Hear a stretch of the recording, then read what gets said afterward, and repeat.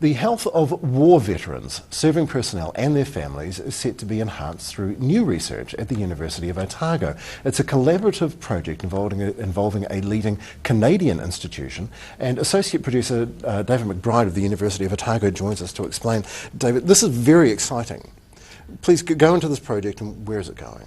Well, we think it's exciting because there's very little research have been done on veterans serving, people who are serving and their families.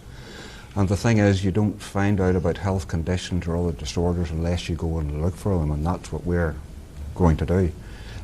We've looked at the health of Vietnam veterans already, and what they're suffering from is, well, you know, it's distant in time from their exposure. We expect the same thing to be happening with contemporary veterans, those who have served since Bosnia, and of course the families bear the brunt of anything that goes wrong or any problems with the veteran themselves, because and they have their own problems. And that's not quite an invisible problem either, is it? It can be, it can be.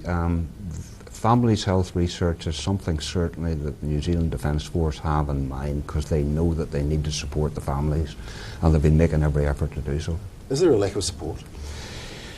There's no lack of support. The thing about contemporary veterans, that cohort who's been to Bosnia since 1990, is that they don't see themselves as veterans. They see the Vietnam veterans, they see the Second World War veterans, but they don't see themselves as being veterans until things start to go wrong for them. And health issues that occur much after they've served, and then they start to ask questions. Could this have been caused by my service? What's the link? Who's going to support me now? And what happens next? What happens next, that's exactly right. And New Zealand Veterans Affairs, of course, are there to help, but they should be helping earlier, possibly. So we're trying to highlight those conditions which may be a problem in the future.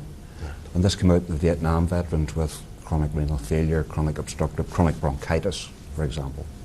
The collaborative nature with this Australian institute, how closely are you working? We work very closely. We're in touch quite a lot and looking at the research that's going on there. For example, surveys of military families to find out what their problems are. And if we can build upon that research, there's no need sometimes for us to reinvent the wheel. If we use the same research methods, then we're internationally comparable. But Otago can potentially produce innovative research because, you know, we're a world-class institution as well. Right. And there's also work underway? There's work underway. We're trying still to do some basic stuff to highlight the profile. So we're hoping to put together a cohort of contemporary veterans. We think there's about 16,500 out there. Nice. And we're hoping to follow their health to see if there's any issues arising. And from that, we can go on to do, you know, look at specific problems and hopefully generate some interest and some funding to do some veterans health research. Right.